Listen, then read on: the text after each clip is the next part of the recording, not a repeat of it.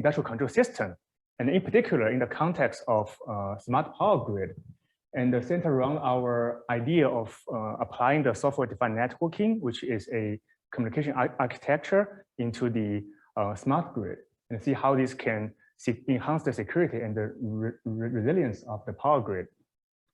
So before I start, I want to express my gratitude to all my PhD students, and this is a group of students that I'm very proud to work with, and that's probably the best part of being a faculty life, that is to work with students. Also, I want to take this opportunity to thank the industry partners and also the various funding agencies sponsor our work. So today's life of quality is highly dependent on the successful operation of many large-scale systems, especially the industrial control systems, because they control critical infrastructures like power grid, gas and oil systems, wastewater treatment, but today we observe that the modern ICS actually are increasingly adopting advanced internet technologies into it in order to boost its efficiency. So for example, in the area of smart grid, we are seeing that more and more networks are being connected and interconnected into the smart grid, such as the smart meter networks, AMI, the phasor measurement unit that for wide area monitoring, they're all connected together to the grid. So this picture that I borrowed from NIST, showing that this is a big picture of the smart grid. So we can ignore the details for a while and look at the connection. So we can see that the power grid today is no longer a physically isolated network. It becomes a complex network of networks. So by connecting various of networks together, so on the one side, we're bringing efficiency into this, but on the other side, we have to ask ourselves a question: how about the security? Because anyway, we're dealing with a system that controls the critical infrastructure. So without properly verify or evaluate the security purpose, applying technologies into this system will be pretty dangerous, because nowadays the attacker have these passes which didn't exist before to access the critical control component of the grid. So this worry is not in theory, and these attacks are not just hypothetical attack. So over the years, we have seen more and more real attacks in this area. So we see things from government reports, we see things from news medias, and more attacks have been happening in real in the energy system. Such as in the early days, such as Stuxnet targeting the nuclear power plants, and we know that back to 2016, the West Ukraine's power grid was being attacked by a cyber attack, and people there lose powers during a cold winter day. And actually, I mean, losing power is not only the power system, but there's many other interdependent systems are also being affected. So one may think that, okay, during a power grid loss and during a blackout, your telecommunication systems may still work. But actually, your cell phone is among the first few devices that stop working because the base station lost power. And many other systems like wastewater treatment systems, factories, hospitals, they're also being affected by losing the power.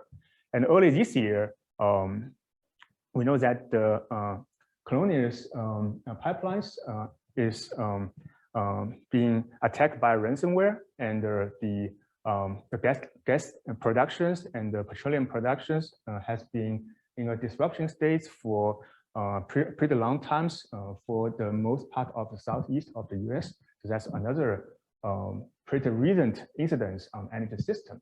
So this requires the secure those energy systems immediate attention. But on the other side, there are challenges about the secure energy systems. So today, I mean, people usually do is that apply the say the commercial off-the-shelf products, such as firewalls, antivirus softwares, anti-spyware softwares, to protect the system. So on the one side, if we configure them really well, only if we configure them really well, and they can protect the local device. But because of lacking the global view of the network, so we cannot say ensure the proper protection of the entire system. So the question is that how can we check system-wide policies, such as say we do not allow say user A to access resource B, or if any access to resource X, they have to bypass a firewall. So they have to pass a firewall. We cannot like allow any connections bypass the firewall. So this kind of the system-wide requirement. How can we ensure that it's not only security but also performance? And another thing is that the power grid is a critical real-time infrastructure, and unlike internet, where you perform say any testing, you can test it on the internet to see the feedbacks. But in the power grid, we don't have this luxury to say testing and operating on the power grid for some new ideas. So how can we generate a test bed with real-time operations also to fulfill the scalability of the power grid is another challenging task. So in this field, I mean, the lack of fidelity with high fidelity and the scalability test bed is another issue. So these are the issues that our group is trying to address. And so the next couple of slides summarize some of these works that were done in this area.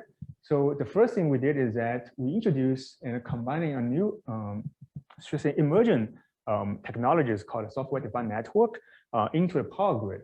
So software-defined network has been there for many years so far, and it hasn't been really used in industrial control system. So we kind of designed a new layer that applied the existing SDN networks into the power grid.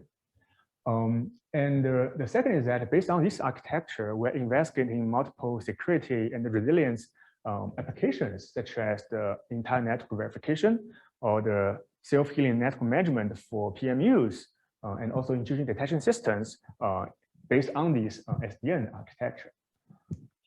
So lastly, we also developed a testbed set containing both virtual machine-based container, which you can run real software for fidelity, also with the simulation for scalability. So this is kind of the first try in this area that apply both to come with a hybrid testbed to ensure both fidelity and scalability.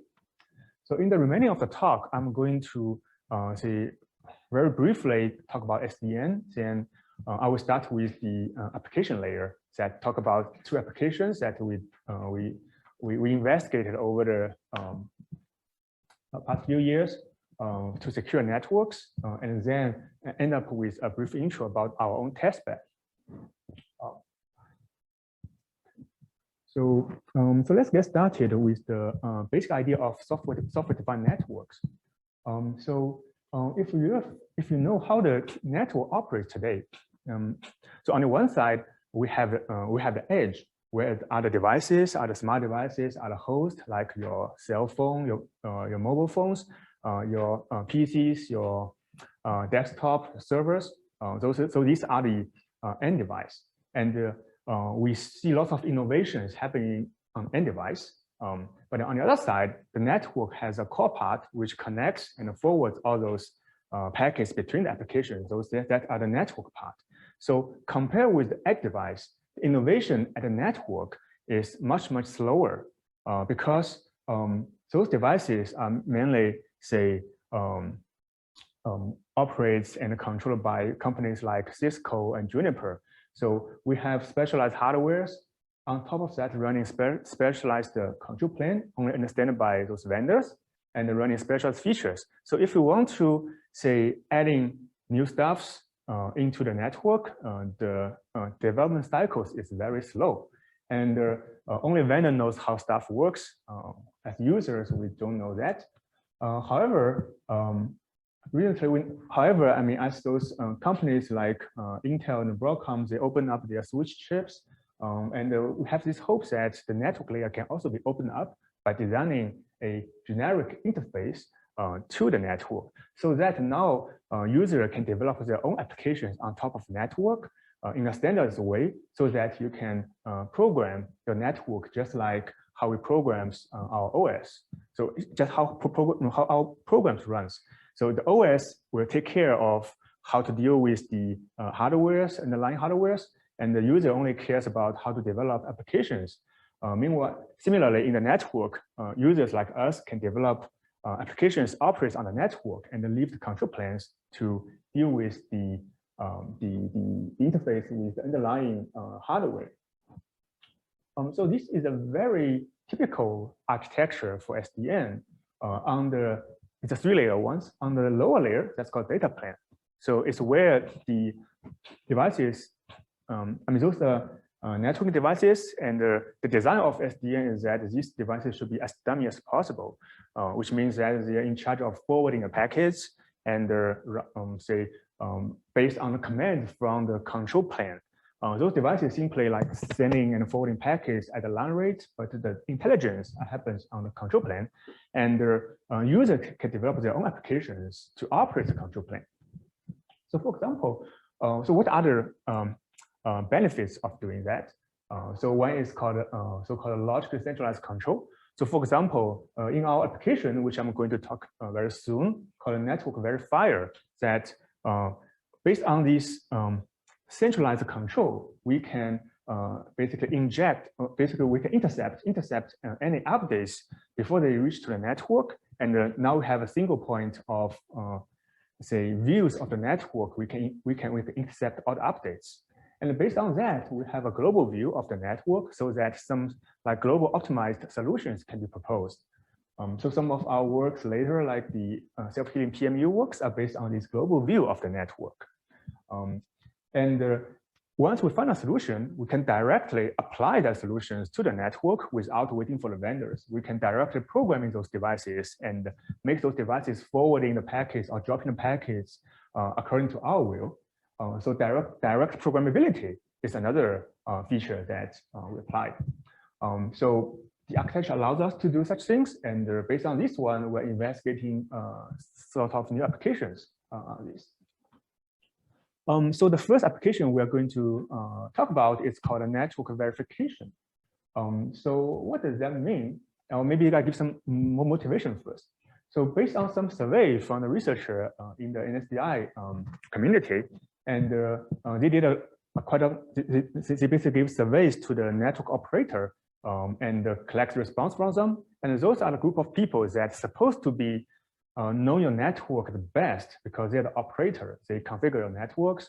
But however, I mean, a large percent of them think that because today's network is so complicated and multiple users are running different applications on it. So even the operators, they have no idea what is the correct behavior of the network. So they have no idea if certain updates is being installed, what will be the consequence.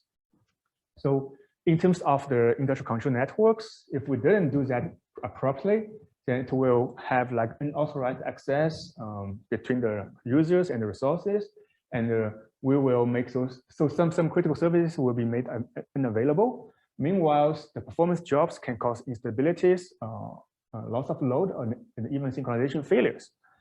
So these are the problems we try to address. So network verification, what they did is that before you actually apply an update to the network, can we verify quickly the consequence of doing that? So will this cause like violate any policy issues, such as for a policy like will it cause any black hole in the network? Do you generate any loops in the networks, or do you violate any connectivity-based access control policies, for example? All the updates needs to pass the verifier first, and then verifier will quickly verify it before. I mean, if it passed, we will apply that. If not, some sort of warnings or corrections will be made. So there is a rich line of research in this area. So in the past, people done things like static network verification, where you get the snapshot of the network or the configuration from the software, and you verify that. So this is based on a static snapshot, and the drawback is that we can only find the bugs or find the vulnerabilities once it occurs. Or we can do things like dynamic verification and verify things, say, in real time. And people building up tools like, for example, the Veriflow building up tools like based on a graph, like how we can verify the faulty behaviors of the graph. But however, I mean, none of these works take concerns about the timing uncertainty. And in our works, we're trying to say apply SDN and also address the timing uncertainty. So I'm going to show a very simple example what the uncertainty of the timing can cause any problems. So in a very simple scenario, we have one SDN controller and the two switch. Say switch A. So currently the rule is that switch A can talk to switch B, and so any package I got from switch A will forward into switch B. But now I want to change the configuration. The older configuration is that A to B. If I want to flip them up, and now the direction become B to A. So what can I do? So first we send a rule to the switch saying that remove the rules installed on switch A. Then send another rule to switch B saying that now I have a new rules from switch B to switch A for any incoming packets. So by doing that, now I mean I managed to change these rules by change the directions of the packet forwarding by the two rules. However, we didn't consider the uncertainty of the timing. So it's very possible that the first rule sent out will get delayed because of maybe the network congestion, maybe because of the lossy link, it can get delayed or even lost. So if the first rule is getting delayed, while the second rule installed first, then we will have a so-called temporary loop in the system where it violates the root freedom policy violation, at least for the time being before the rule 1 was installed. So this is a example of the timing uncertainty. Like you can have this temporary loop. Right? How can you ensure that the system policies is always true? So the root cause is that when the controller issues these rules, controller knows the orders, and in controller's mind, there's only one state. But however, in reality, the network can be enter one of the possible 4 states. We don't have any controls on that because of unpredictability of the network. So that's the challenge of the time uncertainty. So in our work, say if we want to represent all these uncertainties, so naively, we need, if we want to present every possible states with n states, naively we need like 2 to the power of n complexity in order to model that. So our work is that we try to compress this complexity by designing a thing called uncertainty aware graph, where rather than having the 4 graphs, in this case we have just one graph model as uncertainty. So the solid line means that the application or the update is being applied and it's verified it's applied.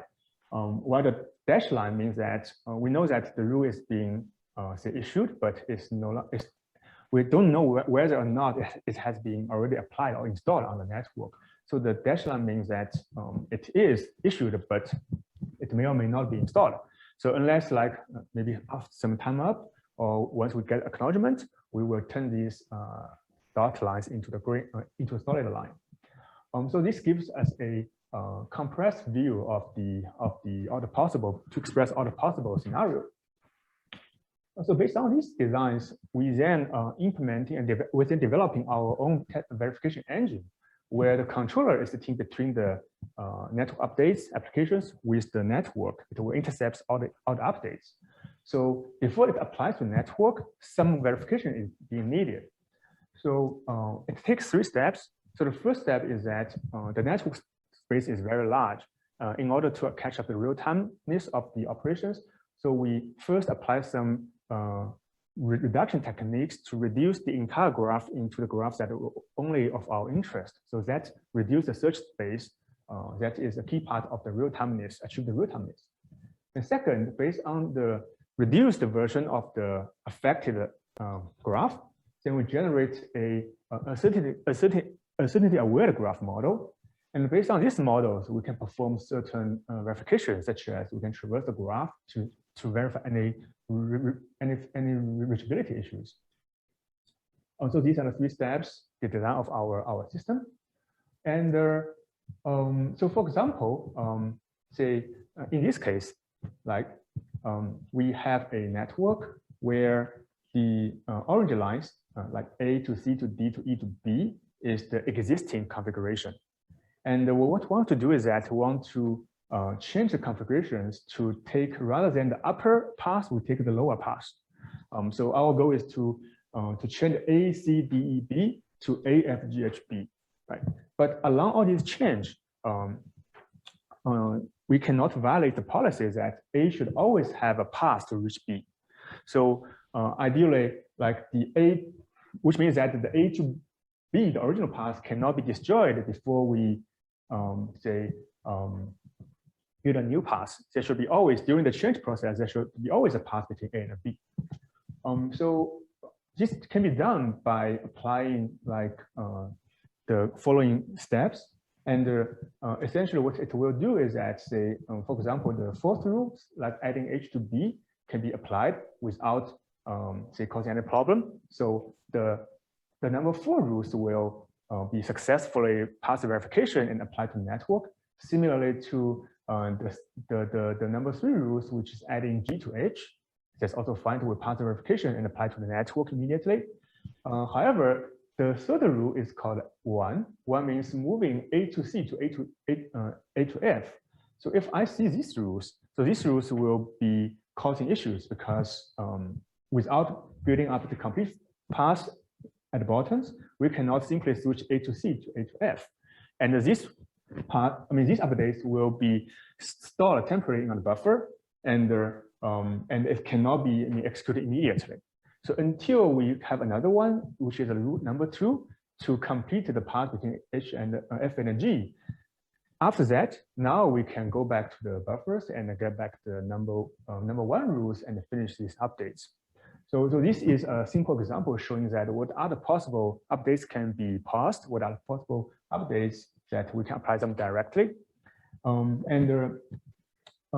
the papers, we have much more details showing that how we can ensure these actions and maximize the parallelisms, because if they're not independent among each other, you can basically apply the updates concurrently to increase the performance.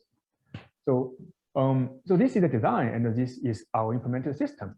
But you may have some questions. Okay, if we follow these designs, will we be able to solve all the conditions, and will there be any like deadlocks or things that like you have no ways to like the 2 updates are independent on each other, and you cannot like issue the updates without temporarily affecting the violation rules. That may cause some deadlocks. So the answer is yes, it will. In some cases, there is a deadlock, and to address those deadlocks, we did the following things. So first, we mathematically prove that there is a significant of class that does not be affected by this case, and which means that there's no deadlock. So this is called a segment independence property, and we prove that if we are falling into that categories, it won't cause this deadlock.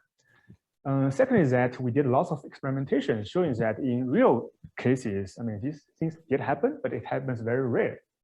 And the last thought is that if the things happens, what we can do is that if the strict comply with the policy is very important, we can always fall back to an older design that is designed by the researchers in Princeton.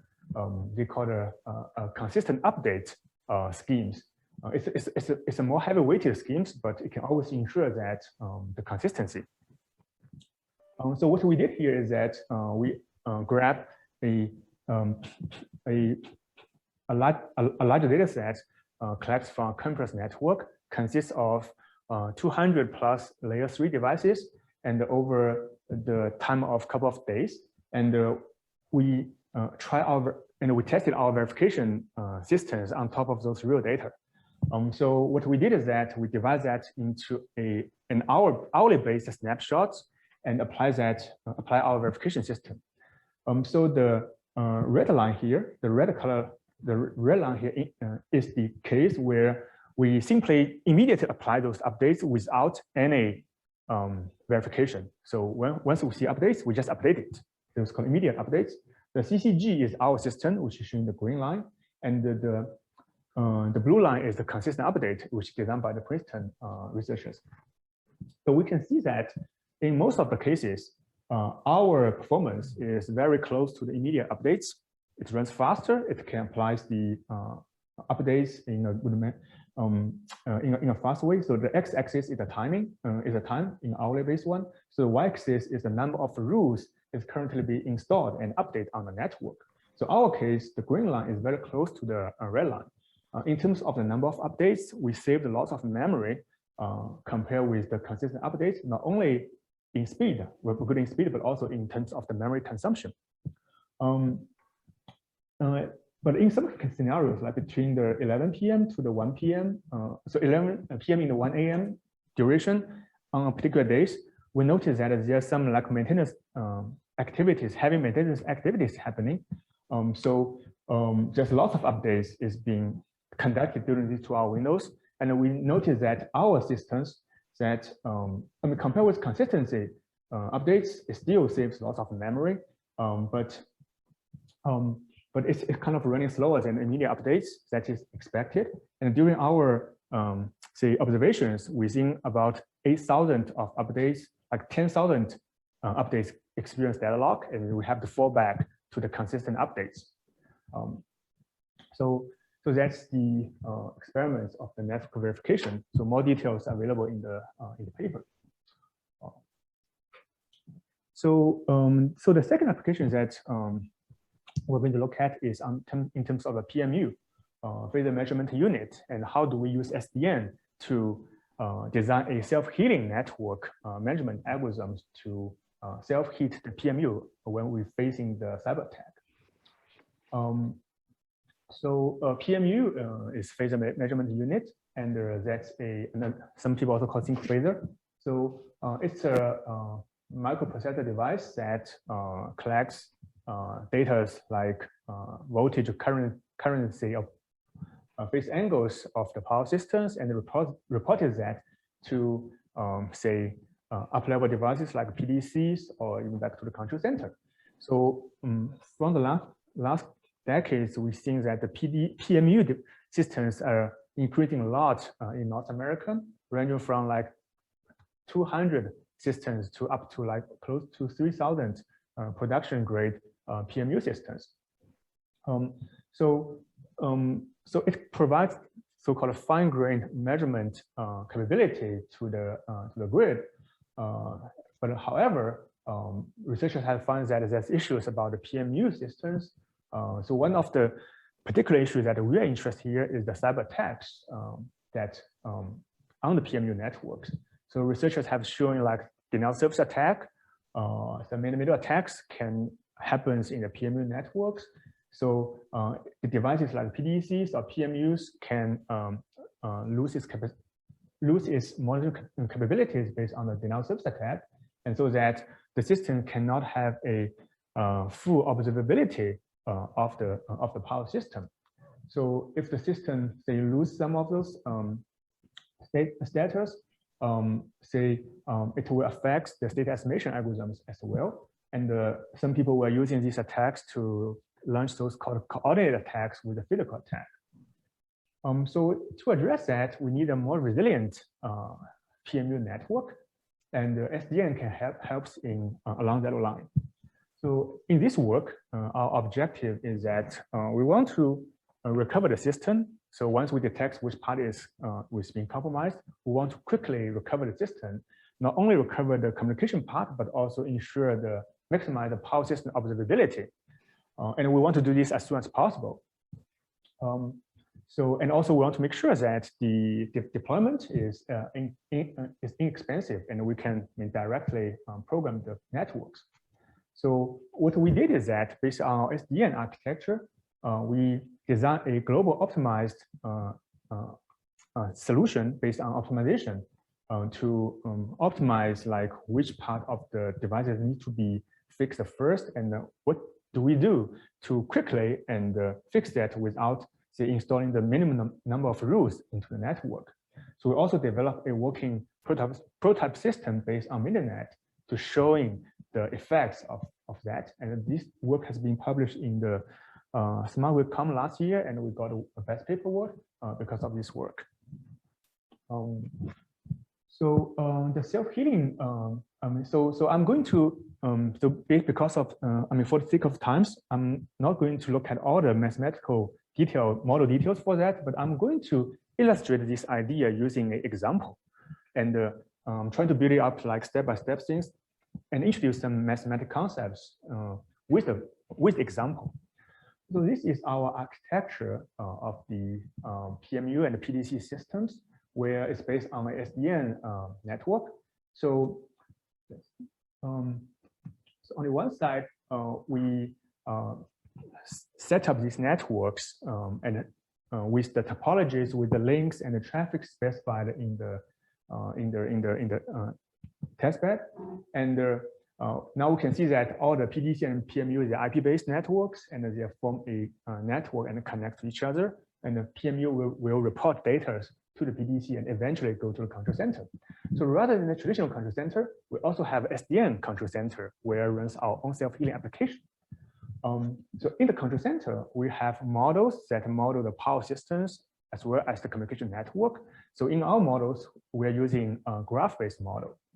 So these are the place at the control center controllers. These are the place where the power information meet the network information. And we can do some interoperabilities between analysis between these two, based on these two sets of data.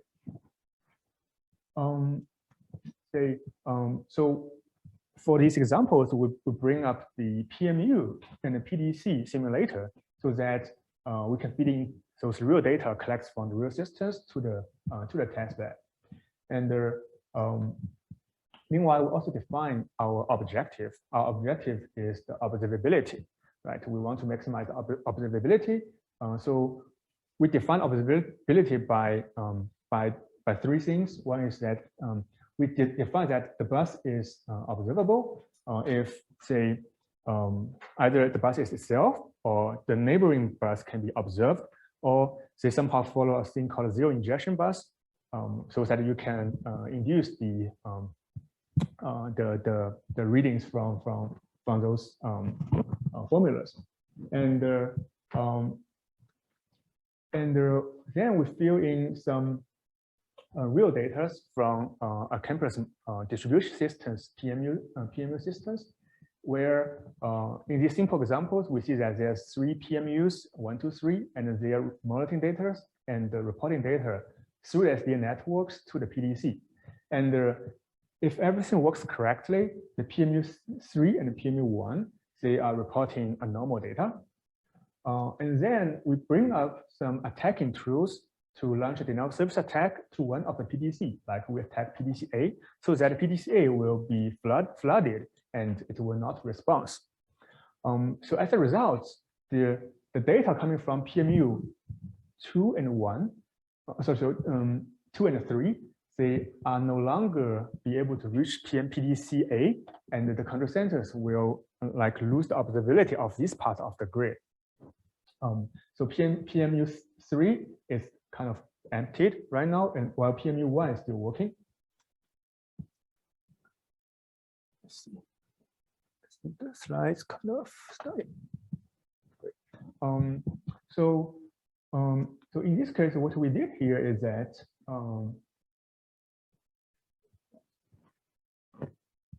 wait for a while for the technical difficulty to be solved.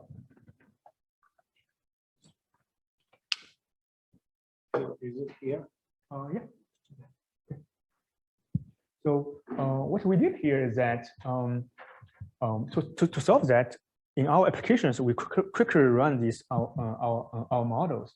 Our models have two stages. So the first stage, we identify the nodes, like the PDC that needs to be restored.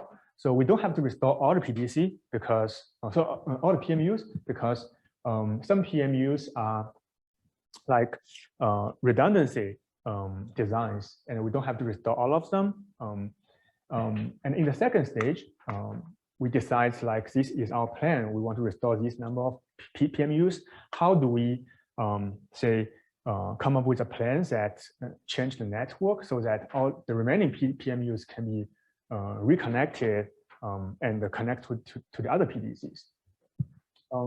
So we do take some specific constraints of the power systems. We also take some specific constraints of the device, both the PDC device and the communication network devices like SDN switch. So the programs runs with two stages, and we're able to come up with a plan that we want to install on the switches, and so that the minimum number of rules will be stored on the SDN switch to change the network. To the okay. So based on this, as you can see, let's see. So now the blue path is the new path that is being reestablished. So we don't have to restore PMU2 because it's a redundancy considered at this time. So we can fix that in the later stage. But PDC3 is being restored, and the new path, like the showing on the blue lines, is being reestablished. So the PMU3 is now reported to PDC-B. So as a result, we can see that both PMU data are being observable again from a control center perspective. So the actual works a little bit more complicated than that. We have our own mathematical models, and we also did lots of evaluations of the design system. So we did develop a prototype systems in MiniNet, which is a container-based SDN emulation with extensive evaluations. So we did evaluations on the observability and the model computational times, and how fast we compress the rules, and how many rules were being installed. So there's lots of metrics that we evaluated. So in these talks, I want to present one of them, showing how the power observabilities is being restored with and without the self-healing PMU application. So we run this on the IEEE 30 bus systems and also IEEE 118 bus systems. And we can see that with our designs, all the observabilities can be restored. Without it, it will drops based on the different systems. It drops to different degrees. And all the systems run in a pretty fast manner. So we can claim that it's a real-time operation.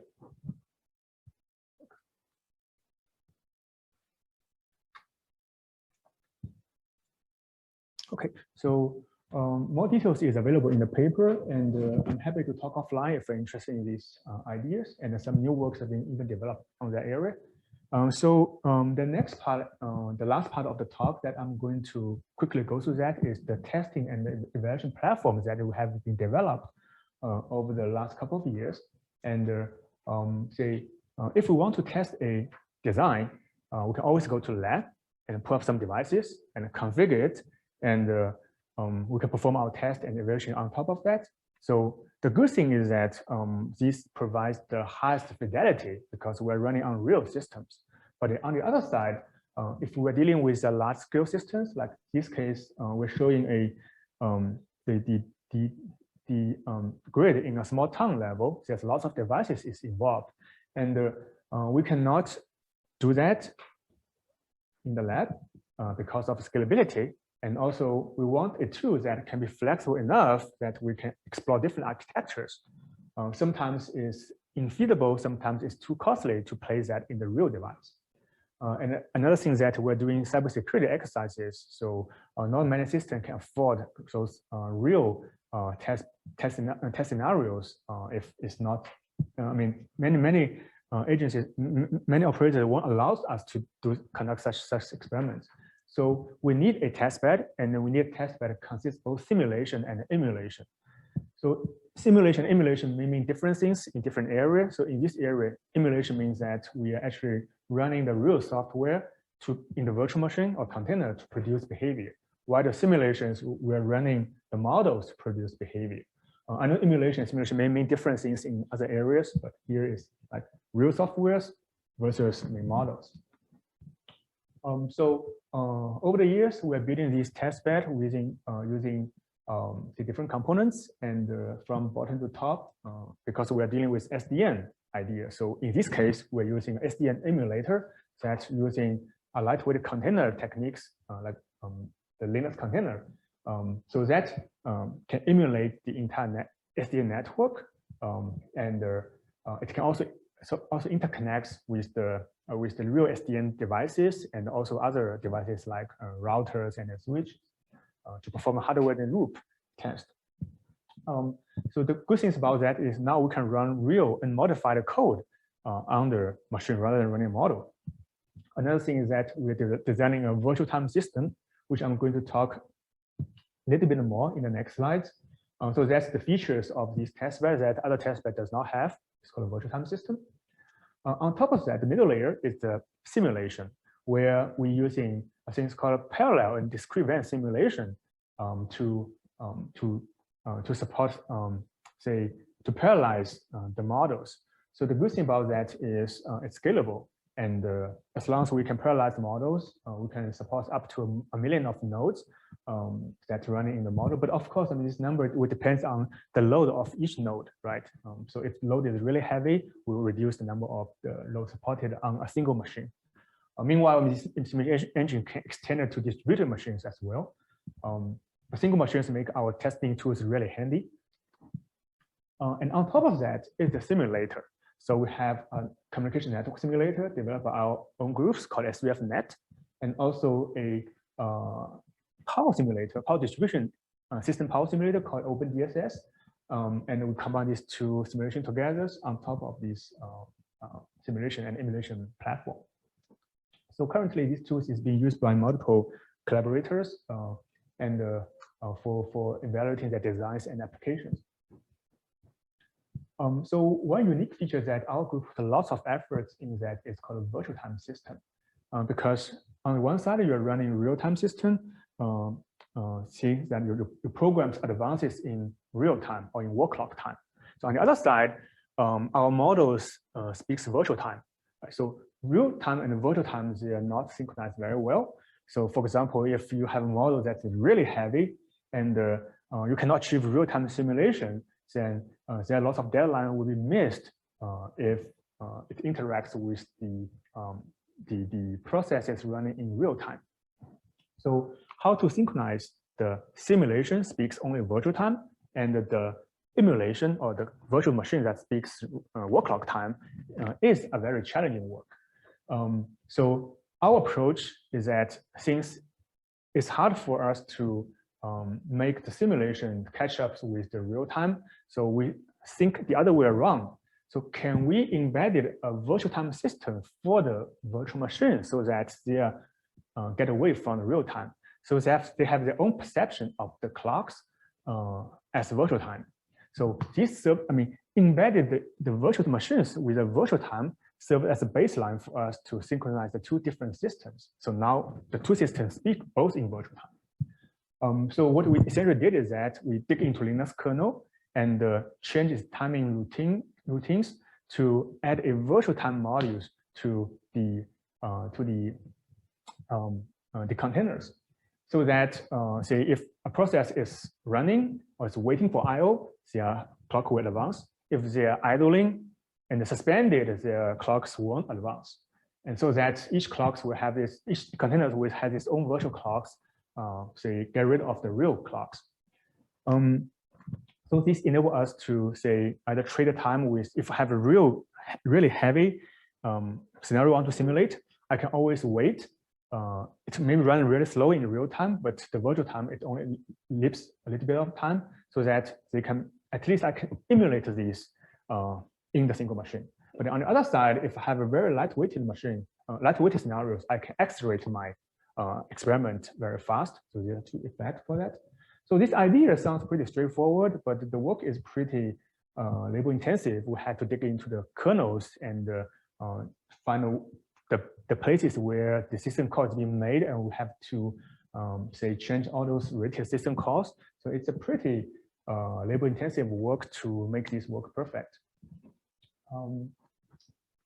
Okay, so based on this idea, based on this testbed, so while on the one side we are keep adding new things and features into the testbed, on the other side we're using this testbed to evaluate lots of cybersecurity things such as the self-healing PMU scenario seen earlier, and we also apply this to like the advanced metering infrastructure, the SCADA networks, and transactive control networks, which is part of the IBM's work.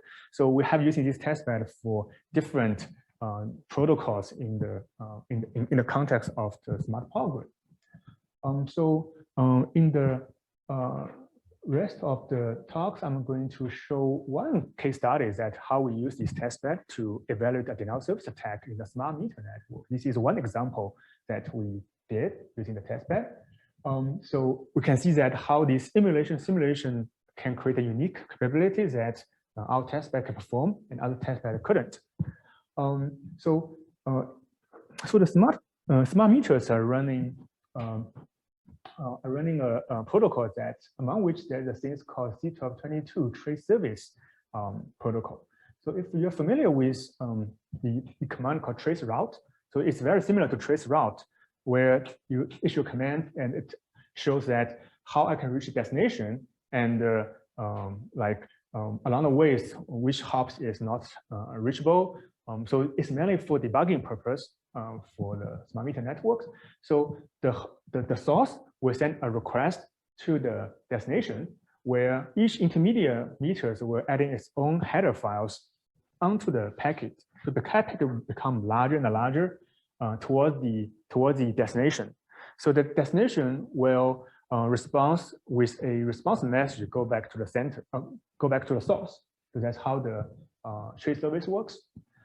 So if this service is not being, if this service is being exploited by the attacker, there are some effects can be done by the attacker. So first, because lack of authentication, attacker can spoof the source address. So rather than the response go back to original source, it can go back to a victim. Right? The other thing is that if the attacker chooses a very large path, so you send out with a small packet. So along the way, all the intermediate packet adding data into that packet become bigger and bigger. So essentially, you did a little bit at the beginning, and the effect is being amplified at the end. So what we can do is that attacker can select a couple of attacking meters, and then they choose the long path and sending that to the a target. And target will send it back all the response to the victim. So the victim will all of a sudden receive lots of the amplified packets from different places of the network. So this is a typical so this is a attack scenario that that is vulnerable in the smart meter network with the C1222 trace service. Okay, so we want to evaluate the effect because this is something that we discovered. We want to evaluate the effects, and we also want to look at what are the countermeasures. So in our testbed, what we did is that we emulate means I'm running the real meter softwares in the Linux container for the attacker machine and the victim machine. And while for the intermediate nodes meters, I'm using simulation to simulate the background traffic and also as well as the wireless protocols among those devices. So with these unique capabilities, we are able to do our test.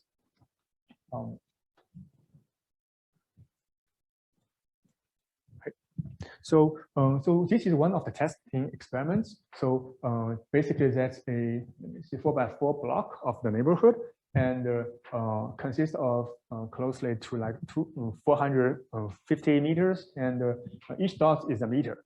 And there's only one exit point, egress point from the network, and all of them are running Zigbee. So in our testbed, we bring up 5 attackers from the meters, and each of them choosing a unique path to the a destination that is closer to the only egress points. And the egress point is being source spoofed, and all essentially all the traffic will be aggregated to the egress point. And we're looking at things like packet loss rates, connectivities and contention rates, those metrics using our testbed. So this is one of the results among many that we're showing here. So the left side is the scenario before the attack. So the right side is after this attack, only with 5 meters, how we can impact the packet loss. And we will see that because of it generates lots of contentions in the wireless mediums.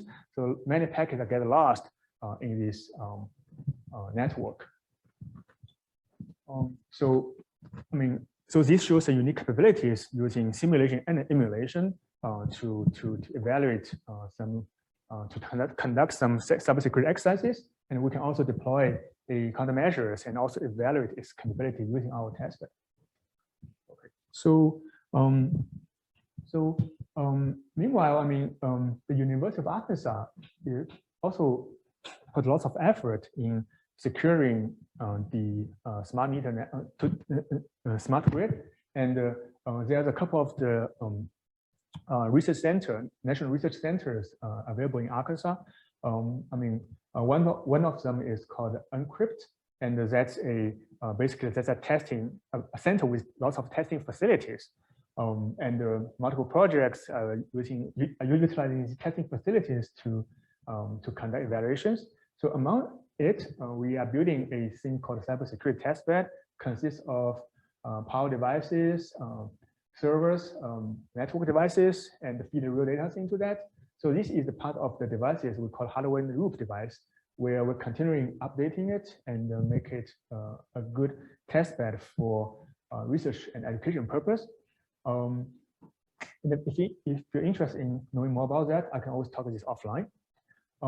So one unique thing about that is there's lots of projects being brought into Arkansas based on different projects. Each project may leave some equipment in it. So how can we create an infrastructure that make use of every pieces of the hardwares or projects, and including all of them into reality.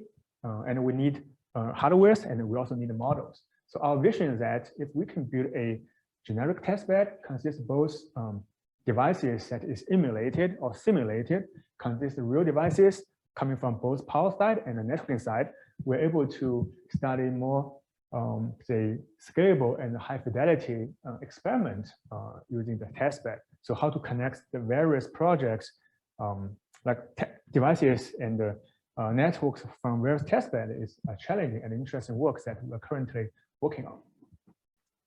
Okay, so to conclude, so this talk is about how we can build a using a software-defined networks to build a cyber infrastructure or communication infrastructure, so that it has the global view of the network. We can also quickly directly program the network, and based on that, we can deploy and explore multiple security applications such as the network verification and the self-healing PMUs, and we're also looking at intrusion detection systems on top of that. And lastly, we need a testbed, and we need a testbed to evaluate our designs. And we did create such testbed that can be useful to support all those applications. So that concludes my talk, and I'm happy to answer questions. All right, thank you, Kevin. Maybe we can start from the in-room question. Any question from here? Yes.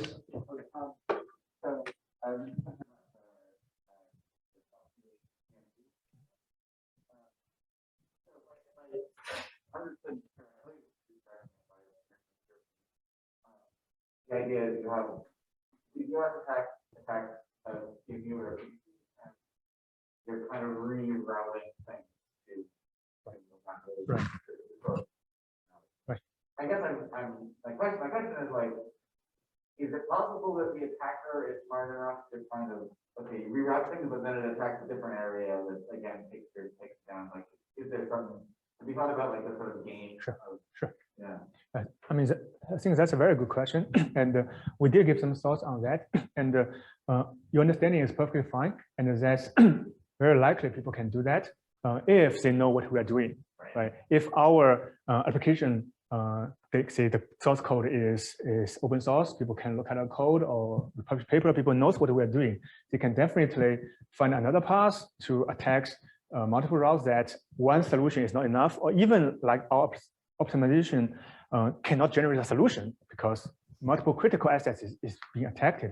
So one way to, one approach to address this one is that, so the SDN is not enough in terms of if you only operate on the routing level, we have to apply some like filtering based things. Say once we detect this area is a hotspot, and we need to say, for example, like bring a firewalls or bring ideas to eliminate such traffic. So like this point, anything is coming from this IP address, we should filter them out, for example.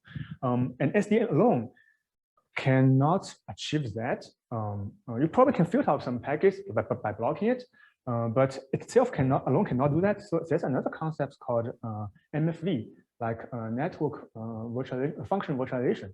So that's coupled together with the SDN, where you can dynamically bring in new, like form like new network middle box into the networks to do things in addition to routing, traffic engineering. You can do like filtering, you can do analyzing and processing packets. Hopefully that this can alleviate, like this dynamic deployment can be smart enough and like running faster than attacker thoughts. And so this is one way that we did thought about that. So, but this can be relatively easily coupled with SDN because they're kind of like twins between SDN and NFV.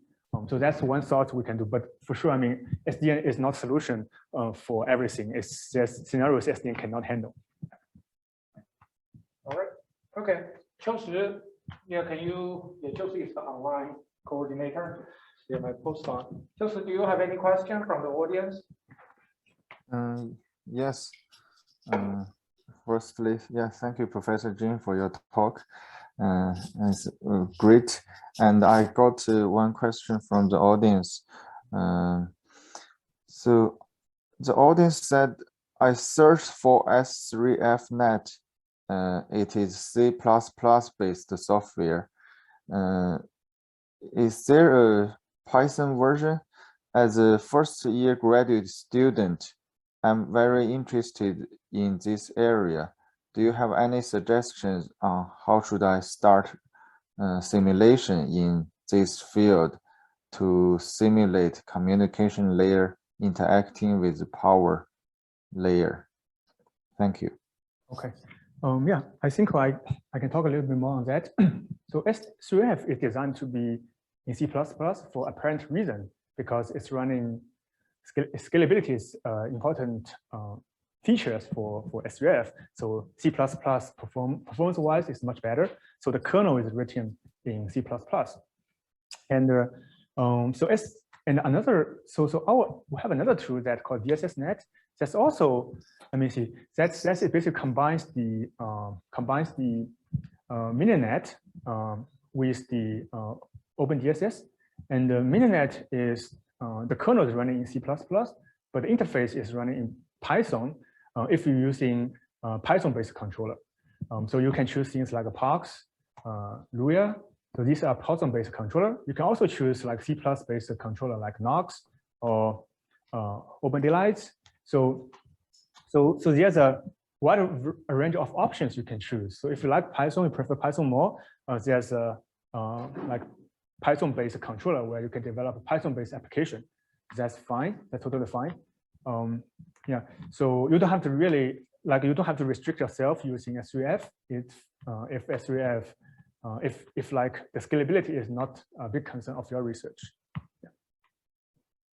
All right, Joseph, do you have any other questions? Yes. How do you create control PDC communication and PMU layers? Let's see. So if I understand correctly, the question is how do we in our testbed, how do we say create and slash model the PMU and the PDC device, right? So there are two ways we can do that. So the first way, as showing in the self-healing work, in the example, you think that these are like third-party binaries that's running PMU and PDC, where we're not designing our own, but we're bringing some existing programs and running on our container. So the PDC and PMU, they are both third-party programs or binaries that can be running on Linux-based container. So this is one way we can, and we don't have to, like our students don't have to go to the labor-intensive process to developing the PMU, PDC protocols, and we can use existing works. That's the beauty of having the emulation-based testbed. But on the other side, there's no issue. There's like no one actually can stop us by creating our own models. If what we're seeking is speed, what we're seeking is scalability, we can create our own PMU and PDC models. But of course, we cannot create a complete models. We have to first analyze which part is our concern, which part is important. Maybe that can be based on the outputs or the matrix you are interested in. Are you interested in delays? Are you interested in throughput? Are you interested in like the packet loss rates? Or are you interested in like the observabilities? So based on that, we can design and revisit our models to figure out which part needs to be kept, which part can be eliminated. Because all models, say some models are useful, but all the models are abstract and they don't present the real world, right? So we have to do some abstraction of the models. Okay. Thank you. So, thank you, Professor Jin. Yeah, Professor Wang, I would like to suggest that, since you are in ASU, right, you are in person talking with Professor Jin. Yeah, maybe you can. Yeah, I would propose that we can have more discussion with Professor Jin on the real-time simulation testbed and on the communication layer design. Yeah, I think that will be good. Collaboration and communication will happen. Yeah. Right. Yeah, he's going to visit our lab. Yeah. Okay. Yeah. So yeah, Jin Yuman, do you have any question? I have a question about the virtual is it for every device in the network, or is it only for the SDN? So the virtual time system is for the Linux container, which is for the SD emulation. So like you have a one physical machine, and that each on one machine, I can bring up multiple containers, and each containers are running in real time. But with the virtual time kernels, now each containers can run it in virtual time. So say I have say I bring 10 containers, each container represents a smart meter. So each meter will have a different clock within one machine. So that's how the virtual time works. So, and follow-up works based on this work also wins us the best paper in past 2 years ago.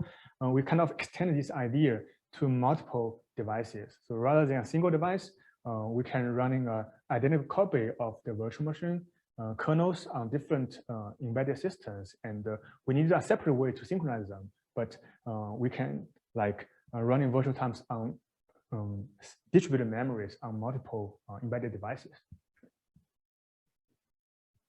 Yeah, I have one. So I see your figures on the observability for the self-healing GMT. Right. Yeah, can you elaborate a little bit on the application scenario? Specifically, I think what is the problem that a PMU may be out of service, and what target are you? Yeah, Sure. So for that particular examples, say we set up a power systems based on a IEEE like 13 bus or 118 bus. So and on top of that, we have overlay network for PMU, right? PMU monitoring certain buses, and they report data to the PDC, and that can be multiple PDCs eventually go to the control center. What happens here is that certain PDC is being compromised. So the compromise level is on the PDC level. So say if you have like say 20 PDCs, we verify. So we vary the number of compromised PDCs, like ranging from 1 PDCs to like 10 PDC, they are compromised, which means that they will not report data. They will not collect data from PMUs and report to the control center. So in these scenarios, how can we reconnect the network so that the existing non-compromised PMU can still connect to those working PDC, like changing your PDC, connecting to the working PDC and the direct data to the control center. You can bypass the isolate those compromised PDC and redirect the uncompromised PMU to those ones. So the overall objective is that we want to do this as quick as possible. And also we want to make sure that the power system observability is maximized.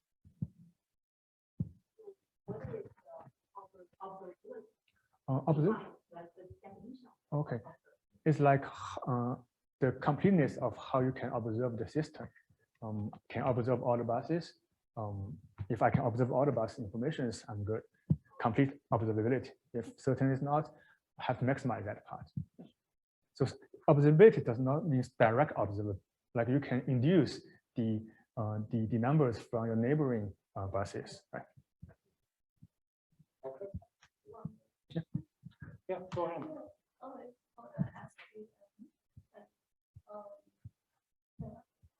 About how the rule is updated, like what's the task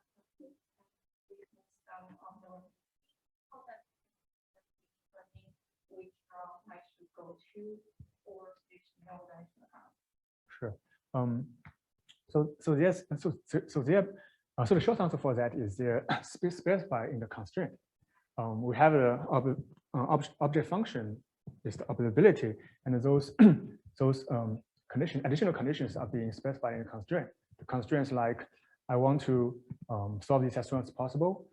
Timing wise, I mean, having a timing model in the constraint is very difficult. So we kind of using a second objective, like we want to install the minimum number of rules on the network because that's not directly, it's not perfectly true if the number of rules is equal to the smallest time, installing time, but there are some proportional relation between that, right? We want to save the number of rules because it takes time to install the rules, and we'll also develop a compressed algorithm to compress the multiple rules into one rules before the installation using a wildcard in the rules. And other constraints like the PDCs have constraints like how many PMU one can connect. The devices have the memory limitations, like you cannot install all the rules on one devices. So things like that, it's all being concerned in these tools. We even extended that to like, we model the network as a graph and want to ensure like the bandwidths are not congested. Like all the bandwidth, if I change to a new rules, so it's